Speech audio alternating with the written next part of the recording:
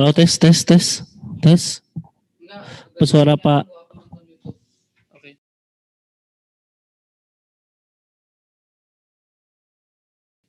Oh, YouTube-nya di Pak Eka ya? Apa?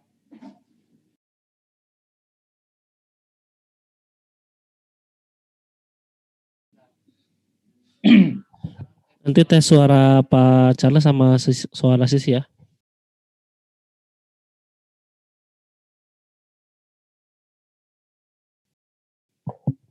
Ya. Oke. Tes. Oke.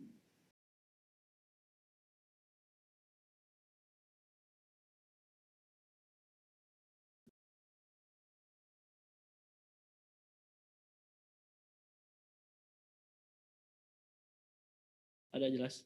Oke. Tapi delay ya Pak ya. Oh, oke. Jadi mungkin agak apa? Oke. Perlahan. Tapi patokannya Zoom kan ya? Kita patokannya Zoom aja, nggak apa-apa. Oke.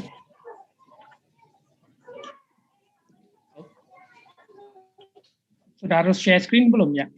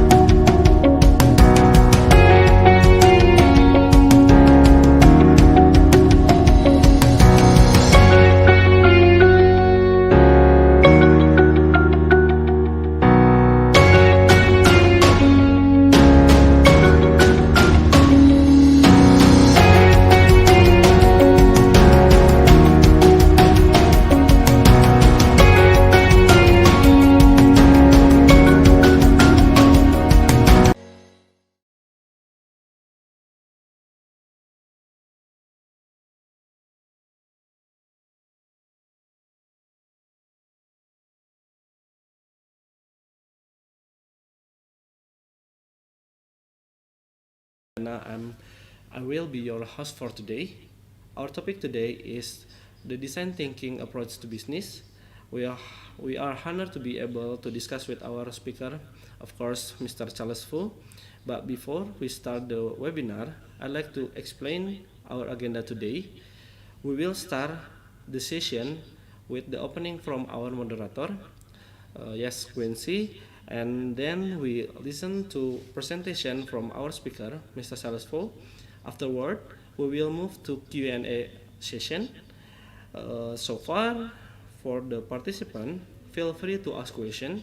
You can put your question on a live chat features, and don't hesitate to ask question in Bahasa Indonesia. Okay, without further ado, I will hand over this webinar to our moderator, Quincy. The platform is yours. Okay, thank you, Gana. Good afternoon, everyone. Thank you to the team for the hard work in preparing this webinar.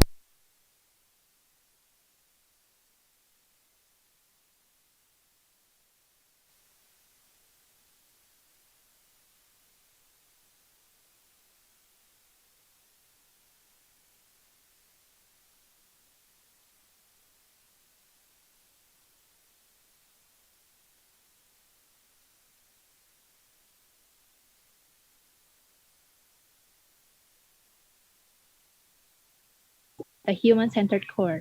Design thinking methodology popular by design consulting firm.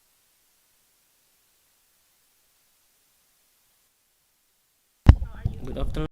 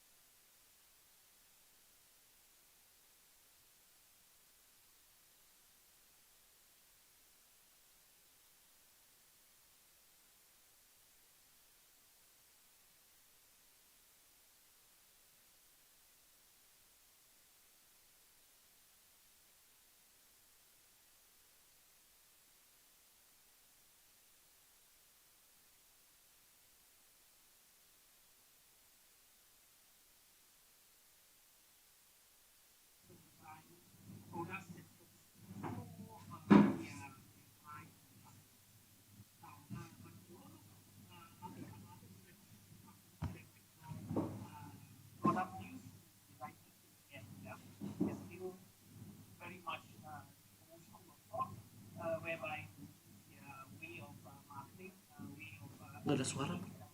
Gak ada suara.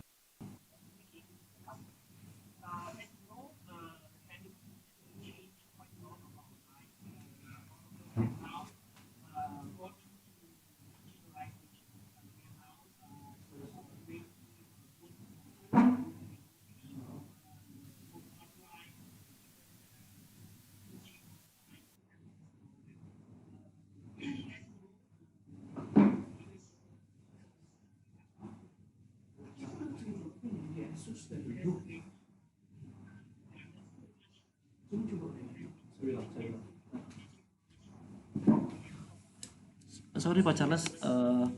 Your your sound is not clear. Please louder.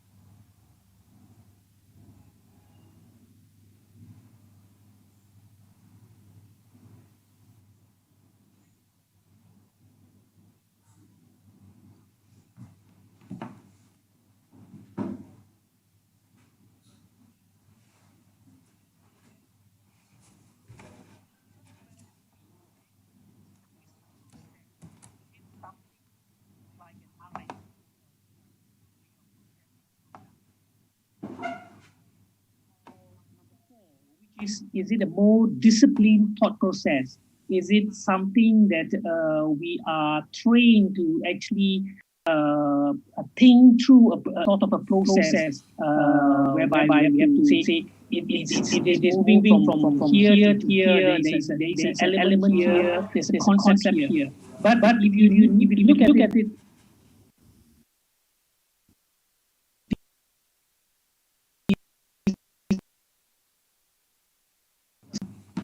so on. That it can move from A to B, back again to E, back again to F, and F, and it's not structured. It's not structured. So design thinking, in that sense, very very different from the concepts that we are all exposed to in the past.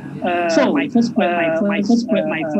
second slide here is to actually ask you to really think through all this question, because design thinking is all this. It involves all this. Yeah. So I will move on to my third slide, which is the content page. What we are covering today, from 1 to 6.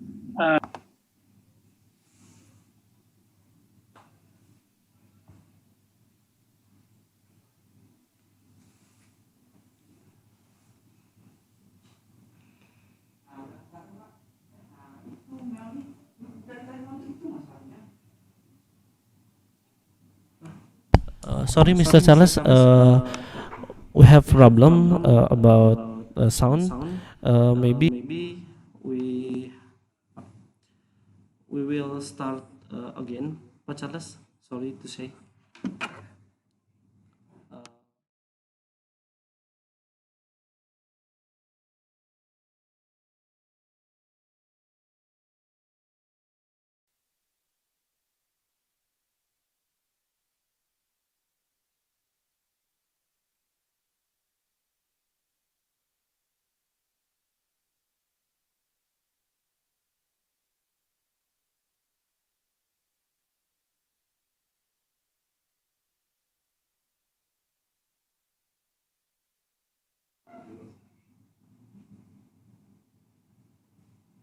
Udah ada suaranya nggak?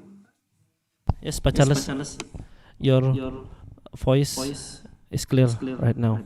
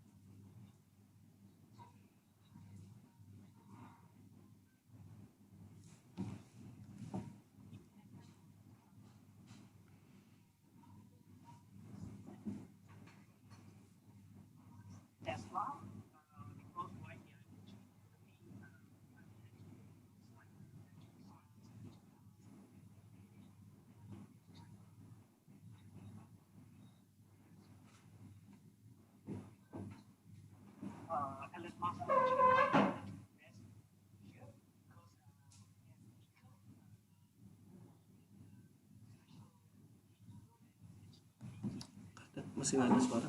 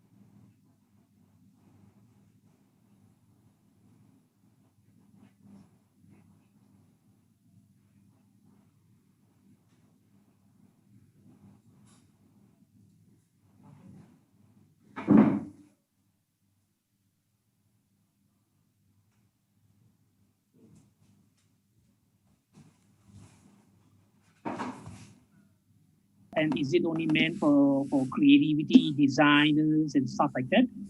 Number three, what is the design thinking framework and how do we approach it? If we understand the thinking framework, but do we know how to approach it, which way to go about it? And number four, how do we apply design thinking in our work, in our lives, in our career, and in our passion? Is it a mindset change that we have to employ? Is it a discipline in thinking? And number five, what are the tools that can help us in design thinking? What are they basically? And the last thing would be how to improve on design thinking. 11 tips to help you get by. Yeah. So I shall start with number one.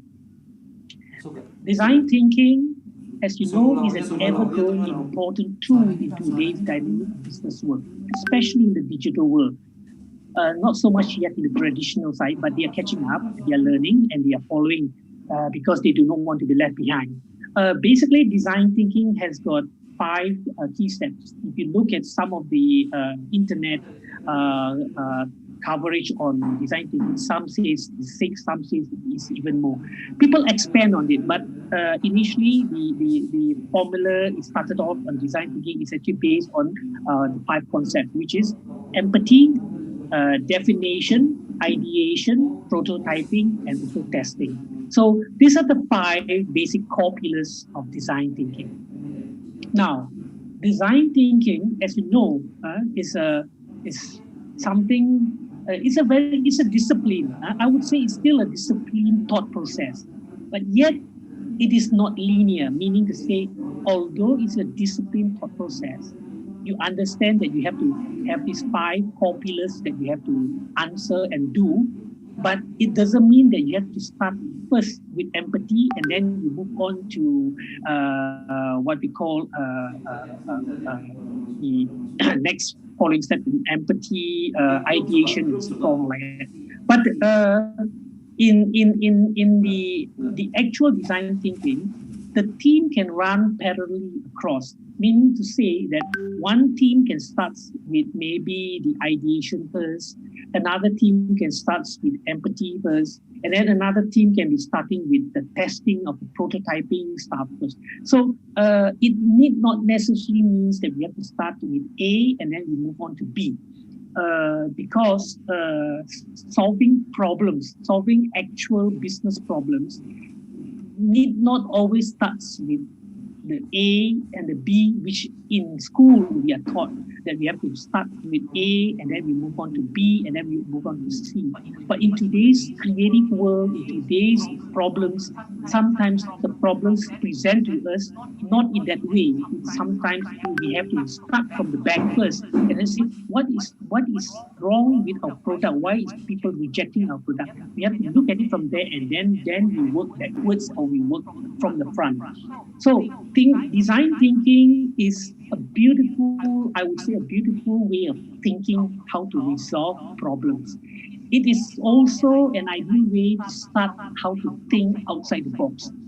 If you guys are familiar with this quadrant, these two quadrants called one the blue ocean and the other one is called the red ocean strategy. If you read this book about the blue versus the red ocean strategy, blue ocean basically says you start a new market, you start a totally different field altogether. So you are not competing with the red quadrant whereby you are fighting within. Let's just say, for example, I give you a typical example. If let's just say you are a cigarette company and then you come up with the normal cigarette that is basically hand rolled, machine rolled, and then it's all paper. But today, if you notice, there is a different kind of smoking out there, which is called vapor, right? Whereby it's still smoke, but it's not in a paper form, it is not in a cigarette pack form. So they are trying to move away from competing in this red quadrant whereby everybody is doing the same thing. If they know that if they launch it, they will die. They will probably not be able to compete in that area. So they came out with a blue ocean strategy and said, I come up with a vapor product and then start to build my market from there.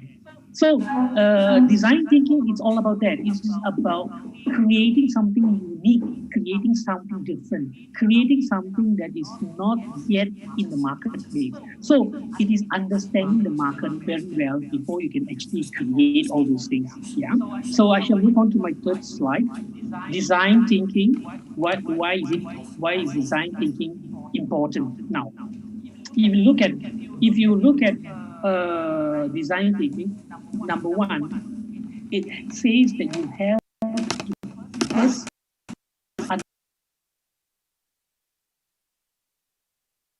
well, customer well, then how do you build products that they want? You need to build products that basically they want. You cannot build products that you think that they want. You have to build products that they basically are searching for. And if the only way to know that is to understand them, to hear them, to listen to them. Now that is the first key thing that you have to understand in design thinking. Then number two, allows you to fail more often in your trial of new product service. Design thinking is all about making failures.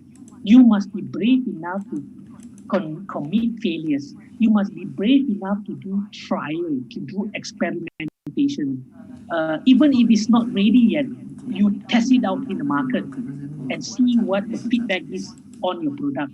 If you wait until the product is completed, you will never get to launch it because you will always say, oh no, someone just commented on my product and say that my product needs this, my product needs this. So if you continue to do that, then when are you going to launch? But design thinking helps you to mitigate that and say that you launch it, even if it's half baked, you launch it first, and then you test out and say that, well, this is a prototype, yeah, my friend. Please tell me what you think about this prototype, yeah. Of course, I will improve on it, but what do you think? And when you do product trial, you don't have to do in such a big scale. So that means you will minimize your cost of operation, your cost of investment, because you're doing it in a smaller market, you're testing out in a smaller segment of people. So it gives you the chance to improve on your product. Number three, helps mitigate business risks associated with launching of new untested ideas. This is connected to number two. When you have a new idea, when you want to launch, for example, I go back to the vapor product. If you do not know whether the vapor product has a market or not, but if you launch it without testing it out first, you will probably fail and fail big, in a very big way. You will probably lose everything you have saved up, everything that you have invested on. So the only way to test untested ideas is by doing trial in a smaller scale, doing prototyping in a smaller scale. That way, you get feedback to tell you whether you're on the right track or you're on the wrong track. So, mitigating business risks by using design thinking is very important. Number four, generally across, it helps you to develop solutions that can be quite revolutionary. Like I say again, cigarette companies in general, the 80 to 90% of the market share is dominated by the traditional cigarette companies that still focus on hand roll, still focus on machine roll, still focus on tobacco being put into pipes and then smoked. Now, that is 80 to 90% of the market share. But when vapor came in, vapor was very small. It's a very small, untested product. But it is slowly growing. And if you have read about Atria, which is the parent company of Philip Morris in the US, they are launching a new product called IGOS. IGOS is already been launched in US. It has not. I checked in their data list. Indonesia is not one of the market that they will be launching, but Malaysia will be launching. So if Malaysia will be launching, sooner or later the product will arrive in Indonesian shore, whether it is through smuggled goods or whether it's through duty free. So EGOS is a new a product of Philip Morris that says they are not polluting the air. They are saying they have a social cost. It still has got nicotine. It still has got that, but at least they are doing their part in reducing smoke from the air that we breathe in. So EGOS is going to be launched soon in Asia market, and that is a revolutionary product for Philip Morris, which is 80 to 90% relying on the traditional market, traditional product that they've been marketing all these years. So again, design thinking helps you to create revolutionary products that will add volume to the sales of the product rather than just only small incremental revenue to your business. So design thinking goes that far. And lastly, the point, design thinking today helps corporations, helps companies to learn faster about the feedback from their customers.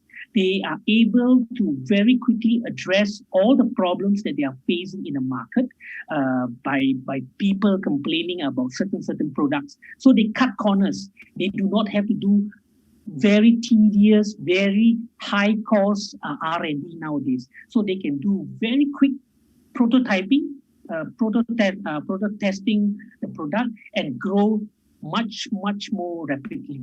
So that is what design thinking is and what design thinking is important to business today.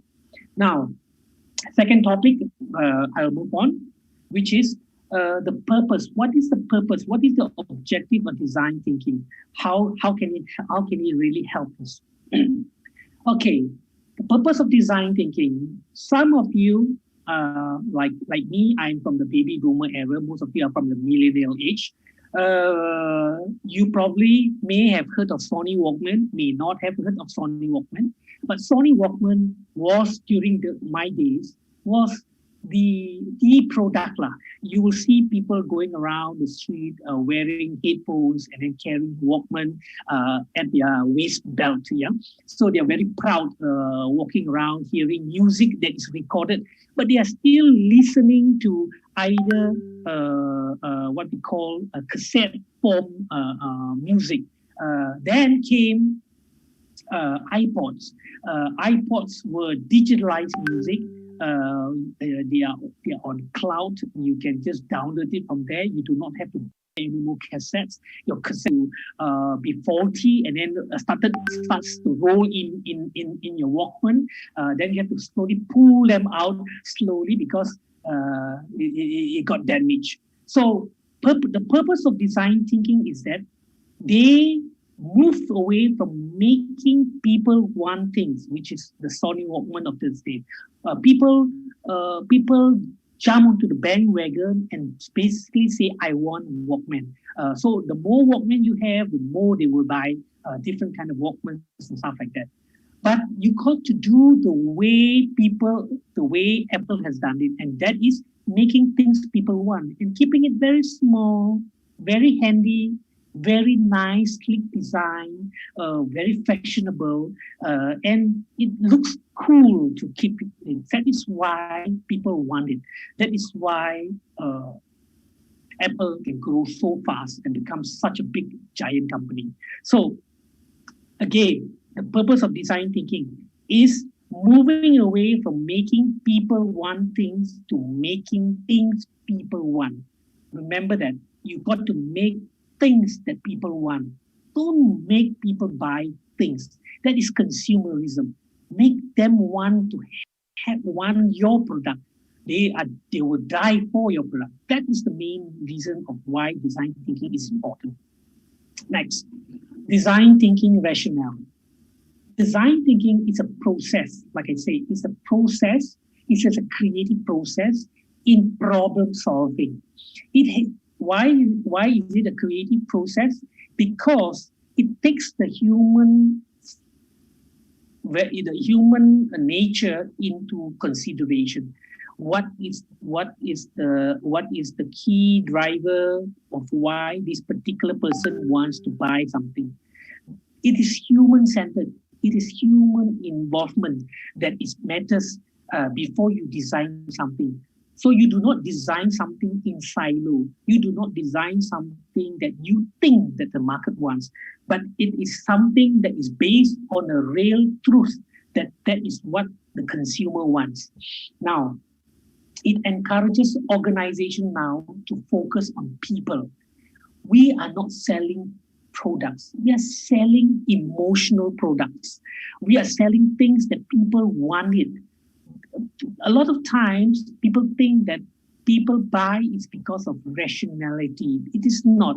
It is a lot to do with emotion. If you walk into the supermarket, you may want to actually buy sugar, but you will probably end up buying something else other than just sugar.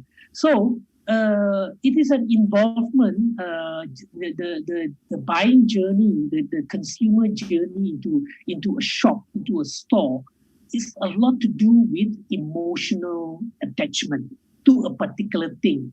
They probably have heard about you somewhere until they walk into the store and then they recall, oh yeah, I remember hearing about this product. I remember reading about this product. I remember so much things said about this product, so much good things said about this product. So those are the things that is matters in design thinking. So design thinking encompasses all that. So you have to be very, very observant to understand that. Design thinking also helps the internal processing of a company, how we work, how we structure ourselves, how we structure our business, how we service our customers. Everything we do has a component, has an influence of design thinking in it. And that is why design thinking is so impactful and so important and so effective. Now, point number 3. So what is this design thinking framework? The design thinking framework, as we know, is made up of these 4 core pillars. It is called the design framework for innovation. Now, innovations, the other word for innovation is creativity. Now, the first point here is empathy. Empathy means you listen. You listen to your customer. You understand what the user wants. You hear what they are complaining. You take all the feedback that they're saying about you. You also try to understand what the competitors are doing, what they say about the competitors, why they are so particular loyal to their particular brand. All these things matters in empathy. If you as a designer, whether you are an engineer, software engineer, or whether you are a content writer, or whether you are a FMCG, a factory producer of goods, everything centered on human. If you do not have the human equation in the process, you will probably do something and produce something that is irrelevant to the consumer, irrelevant to the customer. Believe me, do not ever do anything in silo thinking that you think because you think it's a great idea. It may not be such a great idea when you test it out, because somebody will say, that idea it's been done before. I've seen it before. So the only way to know whether your product is innovative or not is by testing it out with your customers. So empathy means listening, testing it out, hearing what they say, telling you what you should be doing. Sometimes you get very tough customers who are very fussy all the way. It's okay. Listen to it. Yeah, you don't have to get worked up because of the emotion, because they are how should I say, very techy, or they are very hostile, and they can be very brutal in their context. Because in the internet world, people say all kind of things. Yeah, so you got to have what we call an elephant thick skin to face these kind of customers. So empathy is number 1. Secondly, defining the problem. This is the hardest part. Sometimes when we design things, we don't know whether the product is already a problem before we even launch it. But we think that it's a great product. We think because as marketers, as software designers, as content writers, writing some great piece, we tend to tap on our shoulders and say, hey, Charles, you have done a good work. This is great work, man. But when you finally share it with your friend or with your relative or with your neighbor next door, nobody thinks highly of what you did. They probably, yeah, it's okay. Yeah, I don't want to hurt your feelings, but it's okay. You got to find out the truth. You got to really get someone you can trust, someone who tells you in your face that got a shitty idea, Charles, this won't work, I'm telling you, man, if you launch this, man, you're going to fail big, and you're going to lose a lot of money, man. You got to have someone like that, someone who is rational, someone who is objective, someone who has got no agenda, someone who you trust a lot as a partner, as a brainstorming partner. Then only will you be able to find out what is the actual problem that you are facing with your product or with your service. Then the next, which is once you understand the problem, does it mean that you improve on the problem, or does it mean that you discard the product and then you build a new product? That is called ideation. Ideation means you start to innovate. You start to see how you improve. Apple improved on Sony Walkman. Apple improved on the iPhone against the other Nokias, the Blackberries of this world. Apple improved on the laptops into becoming iPads, stuff like that. So Apple also improved on what we call cloud technologies, whereby you do not have to have hard disks, you have to have flash disks. Everything is now stored in cloud. So things like that is innovation. It is what we call breaking the barriers. Now, when you do not know how to solve the problem, you will not be able to arrive at ideation and create a new product that will be able to be better than the last product. So again, like I say, you need to define the problem well. Only then can you ideate the product well, the new idea well. Now, once you have comes out with the idea, you need to do a prototype. Why I say you need to do a prototype? Because you do not want to invest in a product that is untested. This is the biggest mistake in your life that you will do. Can you imagine if you put in all your life saving, you sold your house, you sold your car, you put in all your jump or stack into the investment. And then you say, I got a great idea. I know this is going to work. So many of my friends told me, so many of my colleagues told me that I got a great idea. I should just plunge in and do it. No, don't ever do that. I am a marketer for 30 over years. I'm telling you, don't ever do that. Believe me, do it on a smaller scale. Do a test market. Do it at your neighborhood. Then increase your reach to maybe your in-laws neighborhood, maybe to your cousin's neighborhood. Test it out. Use them as your reseller or your partner in crime. Ask them to help you out. Can you test this out for me? See what is it. Give them a questionnaire. Ask them to check and see what the customer says about it. Go back and revisit the customer.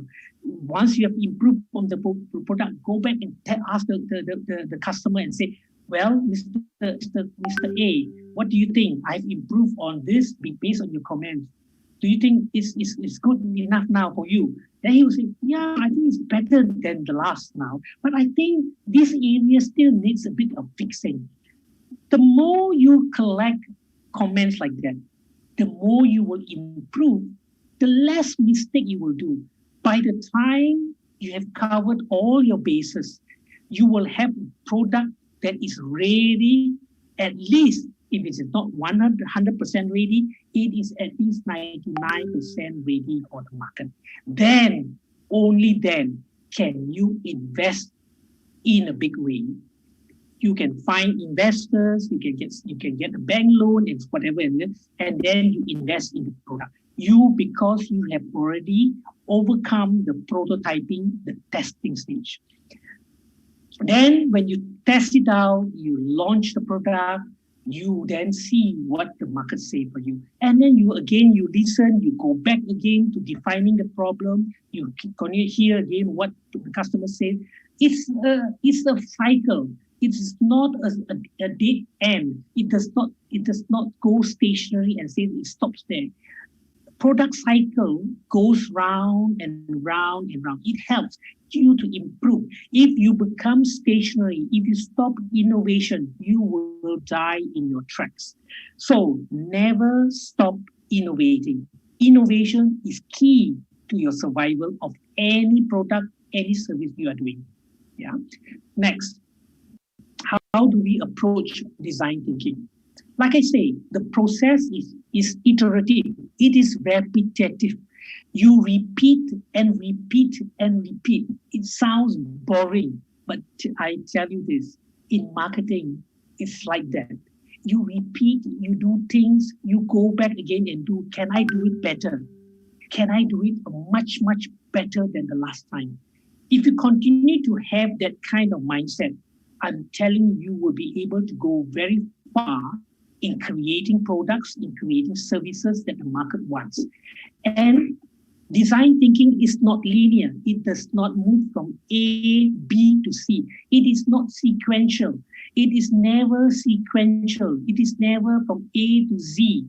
It can be from Z back to D, D back to E, B, and it goes round and round like that. So that is how our thoughts are. I mean, you don't want to live in a very structured world and say, I get up 6 o'clock, after 6 o'clock, I brush my teeth, I take my shower, then I must have my coffee. After I have my coffee, I do my prayers. Life is not like that. Life is full of surprises. So when life is full of surprises, our brain has got to be structured in that way to be able to adapt to that kind of lifestyle. So design thinking is about that. It's about thinking out loud, thinking out of the box, and thinking, aha, I have this great idea. It can come from the toilet when you're doing your business. It can be coming out from your lunch hour. It can be through a discussion. It can be through a debate with maybe with your friends or with your colleagues. And ideas can come from anywhere. So design thinking cannot be structured in that sense, yeah, and say that, it has got to be A to B to C. It's not scientific in that sense, yeah. It cannot be like that. Using design thinking, we are trained to understand users. Like I say again, come back, users here are human. They are not numbers. They are not number one, number two, number three. They are not your KTP number or even your SIM card numbers. Yeah, users are human. So when they are human, you treat them human. You speak to them in a human way. You have to understand what they are saying. Sometimes they may be saying something, but they may not be exactly meaning that way. So you got to be able to dig deep inside the customer, inside the human, to find out exactly what they are saying out to you. Sometimes people are shy. For example, in a webinar, in a seminar, sometimes when you hear a speaker speak in English, and then you say, I don't speak English so well, so I better not ask. I'm afraid my next door neighbor here will laugh at me, or somebody in the audience will say, what's such a stupid question this person asked. Let me tell you this. Not asking question is more stupid than asking a stupid question. At least you attempt to ask the question. That's number one. Number two, speaking out, understanding more about the problem is key to getting the answers right in the first place. So by asking questions, by finding out more, whether it is in a different language, whether it is in a different province, a Batak speaking to a Chinese who doesn't understand, for example, you have to find out what is exactly the person is saying in Batak. What is he trying to say? What is the key point that he's driving at? That is key to understanding customers, to understanding users. Secondly, challenging assumptions. People like to assume things. People like to assume, like, for example, there is a big demonstration in Jakarta. People like to assume that everywhere is traffic jam. Not necessarily, the demonstrations are very unique in the sense that these demonstrators, they pick very high key, high traffic areas. So if you are driving home and you are afraid to be caught in a demonstration, you find the places where there's very low traffic. You find the gangs, the little narrow alleys, to get back. You will get home. I've done that many times in Jakarta. And whenever there is demonstration, whenever there is riots, whenever there is pemilu, pilkada and all that, I avoid all that and I go into all these alleyways and get home. It is longer. Yes, I agree with you. It is longer, but I get home. I don't get stuck in traffic. So don't assume. Find way. Challenge. Whenever someone say no, this is the best way. Challenge that argument, challenge that thinking, find out. But you got to be sure that what you're challenging is a better solution than what he has. So that is key. Redefine the problems. Once you find out the problems, you got to redefine it. You got to find out how to solve it. Finding out the problem but not solving it is also not solving the problem. Finding out the problem but finding a solution to the problem is key. That means redefining the problem clearly. Now, a lot of us, whenever we are faced with problems, we become freeze in our tracks, and then we do not know how to tackle it. Let me tell you this: problems are there to be solved. There is no such thing as a problem unresolved. There is no such thing as that. If there is a problem, the problem can be solved. The only thing is that sometimes it gets a bit more difficult whereby you say solve the problem at a low cost, at the fastest speed, at the best product. That sometimes the request is too high. So there must be one or two areas that must give way. Meaning to say, maybe it will be costly, but it will be the best product in the market. It will be the fastest product in the market.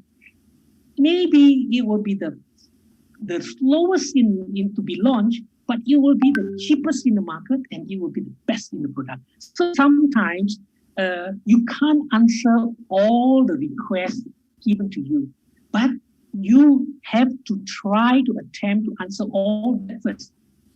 Then only when you are faced to the wall and you know that there is no other way, you have checked all your bases, this is the best I can deliver unless somebody else can come in and tell me they can do better. Yeah. then that means you have thrown in the towel, you have put up your hands, you say that I surrendered, this is the best I can do, Mr. Boss. Please tell me whether we can launch or not. So redefining the problems is key. Once you define the problems, you got to create the product. You got to innovate. You got to come up with the solutions to the product. Then you prototype it. You start to come out with a similar, may not be the original or be the authentic product that you want to launch, but you just want to test it out to find out what people say about it, how people are reacting to it.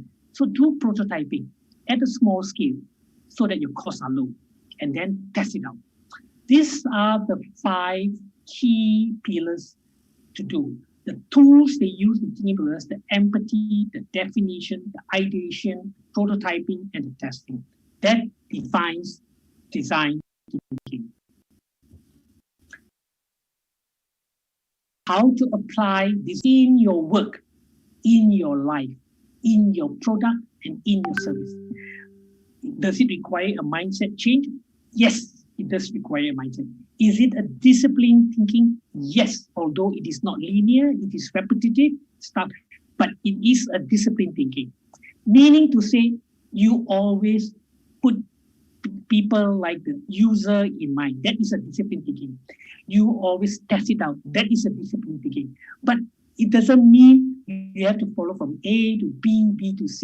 That's not what I mean. And thinking means you always put all the core pillars in and you go through the core pillars. Whether you go in with core pillar number 1 or number 3 first or number 4, it doesn't matter, but you go through that process. So, applying design thinking.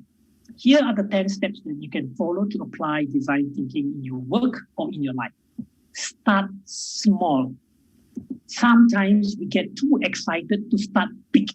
Why? Because everyone wants to be like Jeff Bezos. Everybody wants to be like Steve Jobs. Everybody wants to be like Elon Musk. Come on, guys.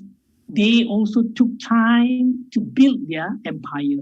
They also went through a lot of failures before they became rich. They have went through trial and error, and believe me, they've gone through even more than you can ever imagine. So start small. Rome, like you said, Rome was not built in a day. Yeah, Rome was built over time. So start small. When you start small, your risk factors are lower. Your costs are lower. And if you fail, nobody notices that you fail. So you have a chance to improve on the product so that you can come back to the market and say, hey, Mr. A, I got the better product now, and this is it. He probably forgotten the last time, who are you? Why did you come over to my office? Do I know you?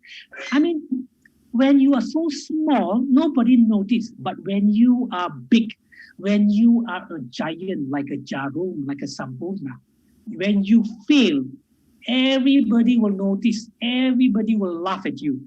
Everybody will remember you for God damn many, many years to come. So, believe me, do everything, start small. Yeah. Now, the next point would be identify early adopters and evangelists. Okay, in your small circle of friends, in your small circle of network, you know for sure who are the early adopters. Early adopters here are people who are what we call, they like to be the first one to try out. They are the trainees, they are the experimenters.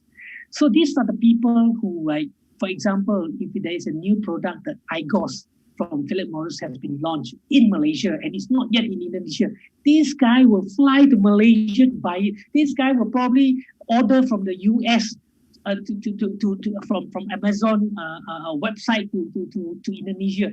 This guy wants to be the first one to be the one to test out the product, and then he will then tweet, he will then put on Instagram, and he will then put in Facebook and say, haha, look guys, I got a new product. You got a lot of friends like that. Yeah. Find out. These are the guys you can use to test out your product, because these are the guys who are the ones who are always in the how should I say, in the hype, in the high profile group. They are always in Twitter, they are always in Facebook, they're always commenting, these are your netizens. Yeah, this is people that wants to get the limelight. Then find out your evangelists. Evangelists here are your loyalists. Yeah, these are your brand loyalty people. They basically trust products. They hardly want to move to another new product.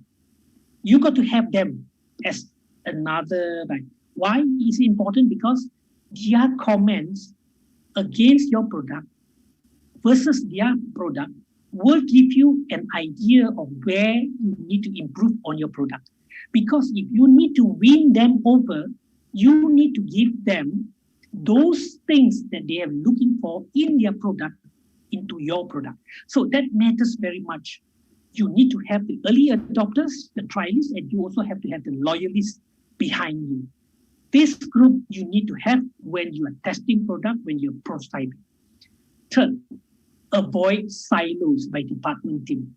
Now, I think I remember the last webinar when one of your colleagues here, I think by the name of Fitri, if I'm not mistaken, who asked me, or was it Queen CC or Queen C, I can't remember, that asked me the question about what happens if your colleague is paying the butt. Well, and then you tend to move into your own cubicle and you don't want to work with him, you want to keep in your silo. Well, like I say, you cannot work in a silo. No matter how much you hate his guts or you hate her guts, you got to work with her. But you don't have to love her. You don't have to be good friends with her if you think you cannot be good friends with her. But you need to work with her. At the end of the day, you are colleagues. You are a team. Now, if you work in silos, you do not know what he is doing or what she is doing, and she doesn't know what you are doing and what he can help you or what he cannot do to help you. So avoid silos. Yeah, silos is definitely very damaging in any design thinking process. Number 4, understand that design thinking is fluid. Like I say, it is not sequential. It is very fluid, like the river, like the water. It flows, it adapts, just like your COVID-19, it adapts as it goes along, it mutates, right? So that's why we are very fearful of COVID-19, because it can get into animals and then it can jump back to humans, So you got to be very careful, because once it jumps into the animal, it mutates into a different virus, and then it jumps back to the human, and then you finally find that the vaccine that you took cannot is immune, is no longer immune to that particular virus. So you got to be very, very careful about this kind of mutations. But water is fluid. Yeah, design thinking is also fluid.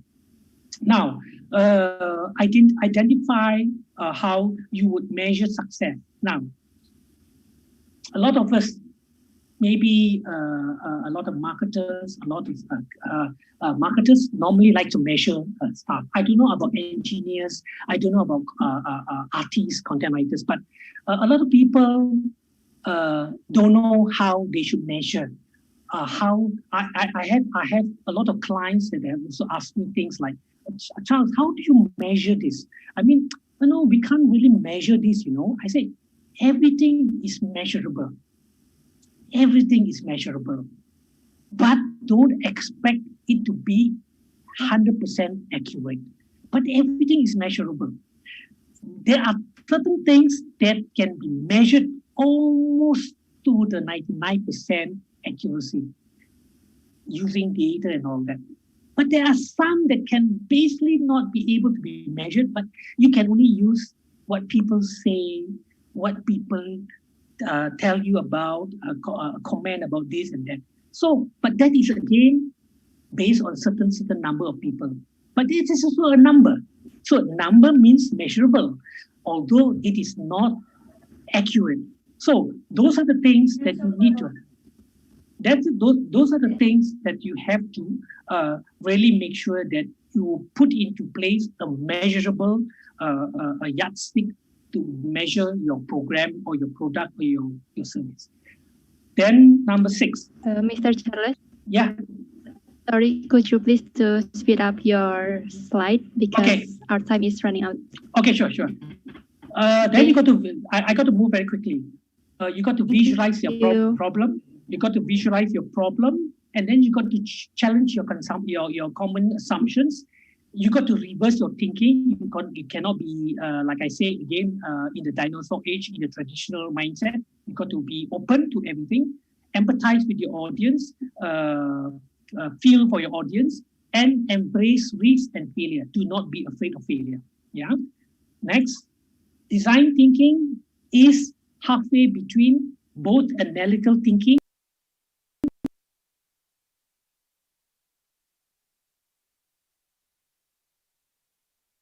means using perception, what people think about it. It is a combination of both, yeah, basically in design thinking. Next, the 10 tools for design thinking. Now, what are the 10 tools for design thinking? Very quickly, design thinking tools. Here are the 10 design thinking tools that you can use to help you along the way. Visualization. You got to visualize everything in your head. You got to visualize it on paper. You got to visualize it on design.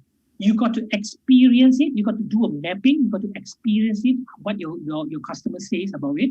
You got to understand the value change, how it moves from A to B to C in the distribution network.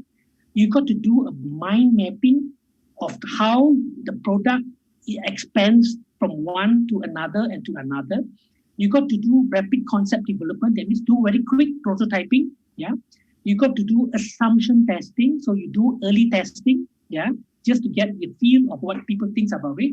And then product typing again, right? Product typing your products. You got to do customer co-creation as well. That means listen to what your customers say. Maybe your customer has got a good idea that you can put into it. Learn from that. Put it in for them. Don't be shy about that, right? It's not 100% your idea. It doesn't matter. Yeah, what is most important is getting the product out there. Then test, learning the launches. So you got to learn from every test that you do, and then storytelling in your marketing to your audience. That is important. Telling a story. Don't just give them facts. Tell them a story. Audience loves stories. Yeah. Okay, to my last slide, how to improve on design thinking. There are 11 tips to improve on your design thinking. The 11 tips to improve on design is invest on time and resources on design thinking. It is important. Invest your time. Don't think it is not important. It is important. Anything is possible. Nothing is impossible. Do not think there is nothing possible. I did an application which I have got no IT background for Samsung. So it is possible. It's not impossible. Aim for the best. Always go for the highest. So that when you fall down on the second place, not on the third or in the last place. Be smart. Go about it. Be smart. Do not do things very foolishly. Do not go in a merry-go-round race. Cut corners. Do it smartly. Practice, practice, practice. There is no shortcut to anything. I know millennials like instantaneous gratification. There is no such thing as instantaneous gratification. Everything is a long journey. Everything is a long road. Practice, practice, practice will deliver results. Out over output. Don't just only look at the output. That means, I have the product already ready. Look at the outcome. Look at the process. How you build towards the output. That is important. That is the way you remember how you do not repeat mistakes. Because if you remember the outcome, you avoid the mistakes. Customer feedback. Customer feedback is very important. Listen to them. Look around. Be observant. Don't be in a silo. Look around. Go into the marketplace. Hear your friends. Hear your relatives. Hear your mother says anything about certain things. Listen to them. Don't discard them. Listen to others. Keep an open mind. Always keep an open mind. Keep a positive mindset. Fine tune class. Don't spend too much time. If you are a IT expert, don't spend too much time refining your software. Just test it out first and then ask your friends, what do you think of this prototype? What do you think of this prototype? Don't spend too much time fine tuning until you forget the launch date. Don't do that. That is wasting time. And then lastly, maximize each learning experience.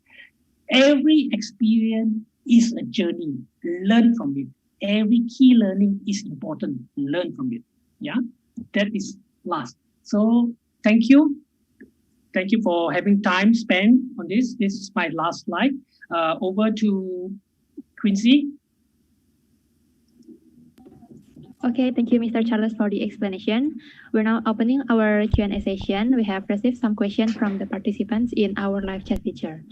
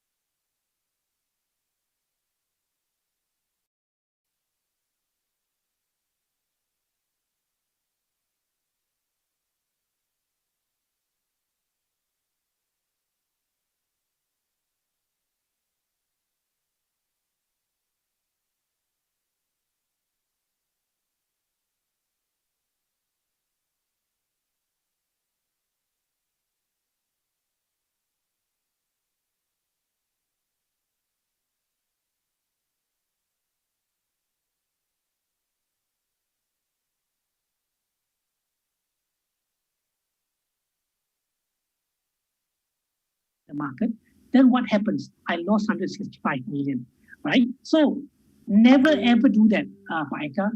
Always test it down. Use your what we call a test group. Keep a test group of doctors, evangelists, friends, people whom you trust to give comments, people who are objective, who criticize you for the work, not criticize you as a person. So those kind of people you got to have in your care, so that you can always test out your new ideas with them. Next, Quincy. I hope I answered to Paika. Okay, thank you, Mr. Charles. Actually, that was our last question. Good. From this topic, we can conclude that design thinking is a discipline yet creative thought, process, and technique to help solve business problems by prioritizing human needs and wants and the center of all their thinking process. Design thinking is really important in a business because it can help a company to learn faster and grow more rapidly. This method can help company to adapt fast with any challenges.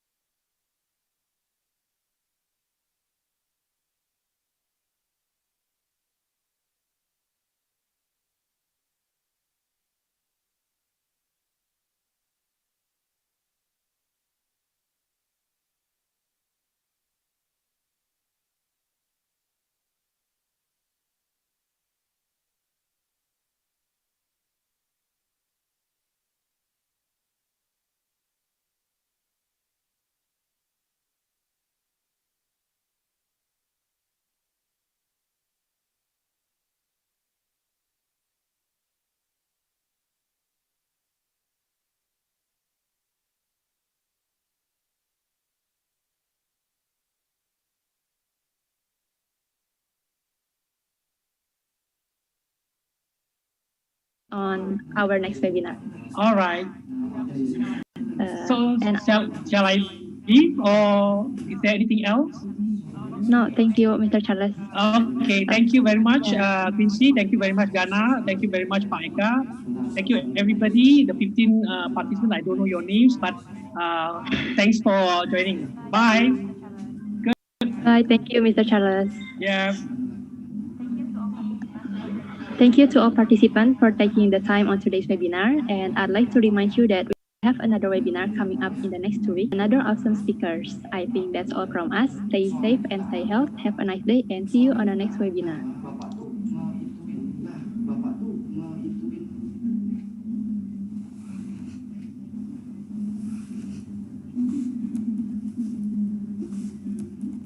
Nggak ada suaranya sih. Nggak ada suaranya sih. Sisi nggak ada suaranya. Nggak ada suara. Sisi nggak ada suaranya. Sisi nggak ada suaranya. Nggak ada suaranya. Sisi nggak ada suaranya.